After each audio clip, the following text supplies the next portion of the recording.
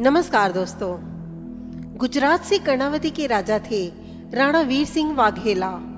इन राजपूत राजा की एक बहुत सुंदर रानी थी जिनका नाम था रुदाबाई उर्फ रूपबा। इनकी सुंदरता के चर्चे चारों ओर फैले हुए थे। यह जितनी ही रूपवान थी उतनी ही दृढ़ संकल्प और साहसी महिला थी। पाटन राज्य बहुत ही वैभवशाली राज्य था। इस राज्य ने कई तुर्क हमले झेले थे पर किसी को भी कामयाबी नहीं मिली। सन 1497 में सुल्तान बेखारा ने पाटन राज्य पे हमला किया, लेकिन राणा वीर सिंह वाघेला के पराक्रम के सामने सुल्तान बेखारा की फौज 2 घंटे से ज्यादा टिक नहीं पाई। राणा जी की रणनीति ने 40,000 की जिहादी लुटेरों की फौज को खदेड़ दिया था।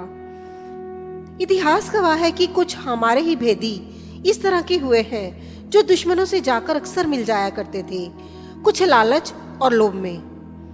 इसी तरह द्वितीय युद्ध में राणा जी के साथ रहने वाले निकटवर्ती मित्र धन्नु साहूकार ने राणा वीर सिंह को धोखा दिया।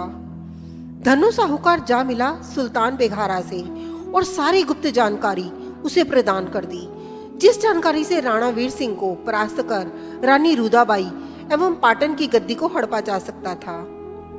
सुल्तान बेखारा ने धन्नु साहूकार के साथ मिलकर राणा वीर सिंह वाघेला को मारकर उनकी स्त्री एवं धन लूटने की योजना बनाई।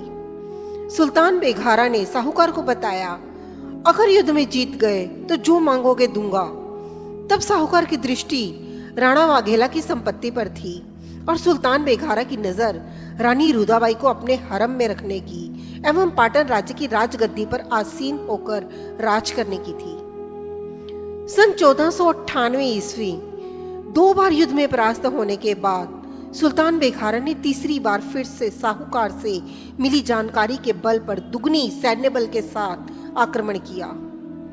राणा वीर सिंह की सेना ने अपने से दुगनी सैन्य बल देखकर भी रणभूमि नहीं त्यागी और असीम पराक्रम और शौर्य के साथ लड़ाई लड़ी।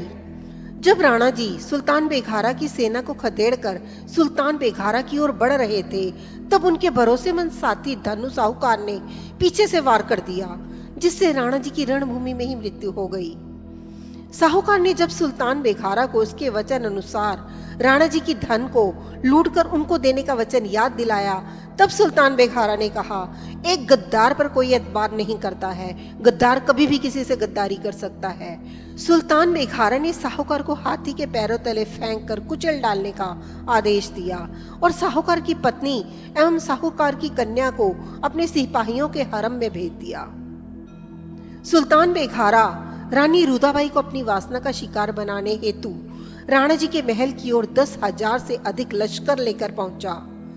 रानी रुदाबाई के पास शाह ने अपने दूत के जरिए निकाह प्रस्ताव रखा। रानी रुदाबाई ने महल के ऊपर छावनी बनाई थी, जिसमें 2500 धनुर्धारी वीरांगनाएं थीं, जो रानी रुदाबाई के इशारा पाते ही लश्कर पर हमला करने को तैयार थीं। रानी रुदाबाई न केवल सौंदर्य की धनी ही नहीं थी, बल्कि शौर्य और बुद्धि की भी धनी थी। उन्होंने सुल्तान बेखारा को महल द्वार के अंदर आने को कहा। सुल्तान बेखारा रानी को पाने के लालच में अंधा होकर वैसा ही किया जैसा रुदाबाई ने कहा और रुदाबाई ने समय ना गंवाते हुए सुल्तान बेखारा के सीने में खंजर उतार दिया और उधर छावनी से तीरों की वर्षा होने लगी, जिससे शाह का लश्कर बचकर वापस नहीं जा पाया।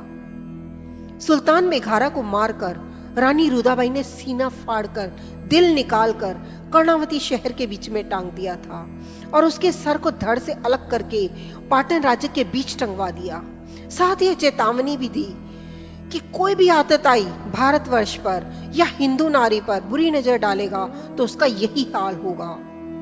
रानी रुदाबाई की 2500 धनुर्धारी वीरांगनाओं ने सुल्तान बेखारा के 10,000 सैनिकों को मार डाला था।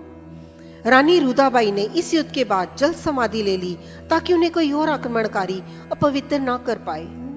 दोस्तों, भारतवर्ष में ही ऐसी वीरांगनाओं की कथाएं मिलेंगी जिन्होंने अपने राज्य और देश की सेवा में अपना सर्वस्व निछावर किया और इतिहास लिखकर कुछ कर गईं। अब हम पर है कि हम उनको, उनकी शहादत को किस तरह सम्मान देते हैं और उन्हें याद रखते हैं।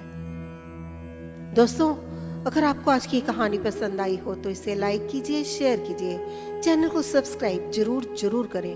नमस्कार।